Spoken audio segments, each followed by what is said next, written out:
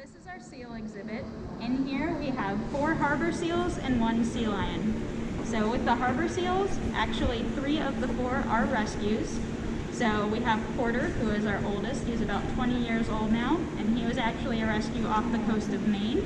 So he only has 1 eye, and when he was very young, he had no hunting instinct at the rescue facility, so they didn't have the verification that he could actually survive out in the wild by himself, because he refused to do any hunting. He would not chase after a living fish.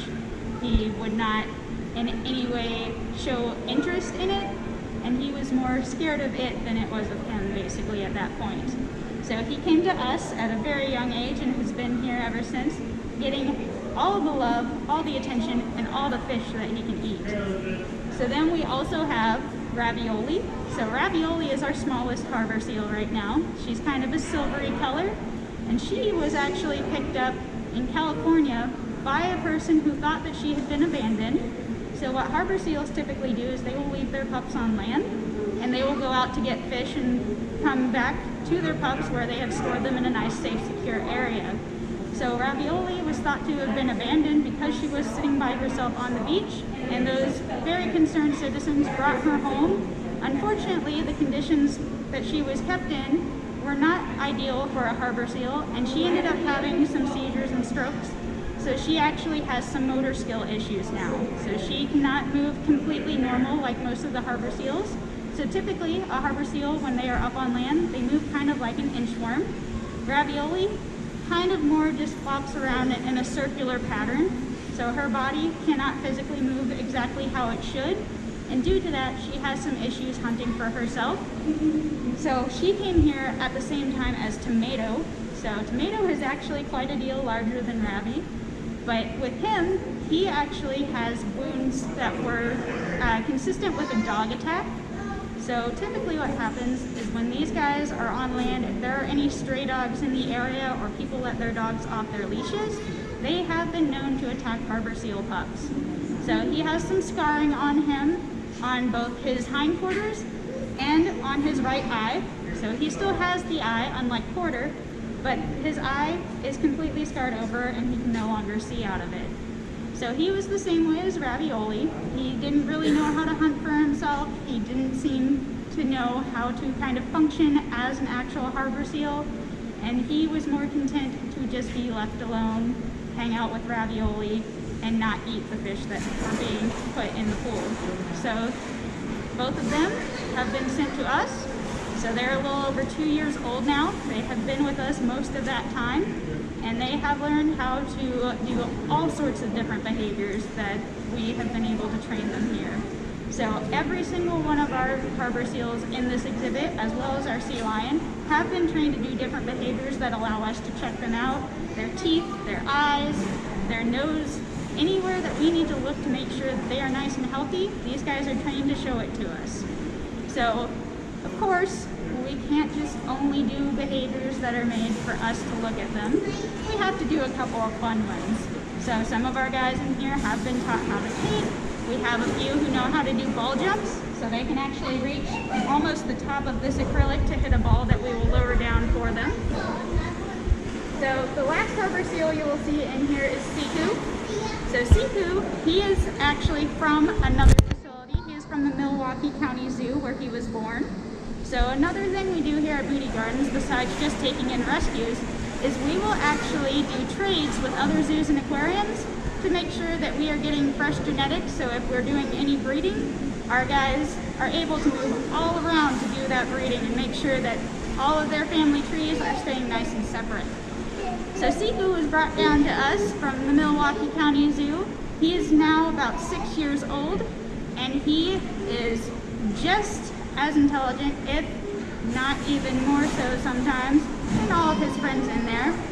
So with these guys, they have their days where they may really be interested in learning, just like us, or maybe they want to take their weekend. So we are always reading how they're learning, how they're adapting, and kind of fitting our training to their style.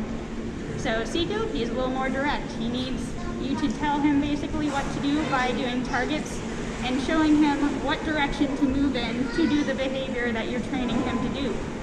some of these guys, you may start to train them to do something and they realize, oh, they're trying to get me to roll over, and they just roll over. So these leaps and bounds, we see them every day, and these guys are constantly kind of even making us better trainers by showing us the different things that we need to adapt to on the fly to make sure that we are constantly moving and growing together. The last guy in here that you will see is going to be Sam. So Sam is a California sea lion. With him, he is from the Utica Zoo. He was born there and transferred to us. So Sam right now is only about 400 pounds. I say only because he is not full size yet. So he will get 800, even 900 pounds when he is full size. And when he gets to that size, he will get a full sagittal crest on his head. So basically this big bump that kind of shows that he has aged and he has gotten more or less his crown. So as Sam swims around, you'll see he moves a little different than our harbor seals. So sea lions, they can actually rotate their back feet up underneath them, and so their whole hip sockets, they kind of pivot, and they can actually run on land. Whereas the harbor seals, I said, have that caterpillar galumping movement. So sea lions are a great deal faster on land.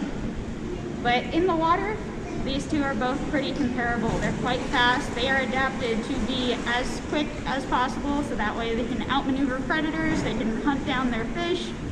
And every single one of them in here, as you can tell, has a name, just like all of our penguins. But also, they all have their own personalities. So Sam, he is a very big people person. He loves people. Some of our harbors, they just want to go about their day, do their own thing, and sometimes they'll interact with people. So Tomato, he loves interacting with people downstairs at the window. That's his favorite thing when he wants to see people, because there he has his full range of motion. He can spin around, he can hang out upside down, do whatever he wants to do to look. But as you are watching them, pretty much everyone can see that they all have their style, they all have extreme intelligence. One of the things we do here at Moody Gardens is daily training. So this right here is a target pole. It's one of the main kind of props that we would use to train our animals. So they are trained to know that they put their nose against this target, and wherever it goes is where we are trying to get them to go to learn a new behavior. In some cases, the target is just a basic behavior to say, hey, we want you right here. So the hand target or the target pole works. We would put our fist out or the target, they would put their nose to it, and they'd say, I'm here, I'm ready for this session, basically show me where to go. So as we are training, we are always using positive reinforcement. So positive reinforcement means that there are no negative consequences. If these guys do something that's wrong or they aren't quite getting what the behavior is supposed to be, that is okay. They're not going to be punished in any way, but they know as they're going through and doing these things that they are going to get something nice at the end of it. So say that the one thing we want them to do is target on this target pole. So they target to it, we give them a bridge. That bridge is their cue that they have done something correctly. So that bridge can be a clicker with a kind of clicking sound, or in our case it can be a whistle. So we use a whistle because whistles allow both hands to be free. When you have very big animals with very big personalities and abilities, sometimes having both hands is the best way to go about it.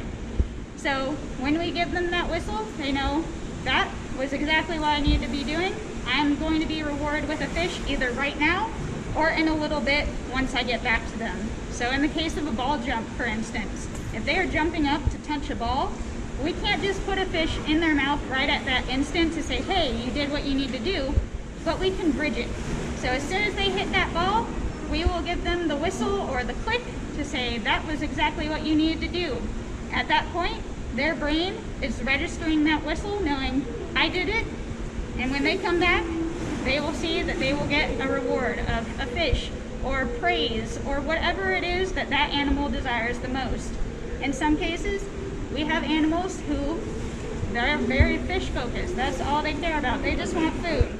In other cases, we have guys who like to have, say, water splashed on their face. So that is called secondary reinforcement. So food is a primary reinforcer. Everyone needs food, everyone wants food.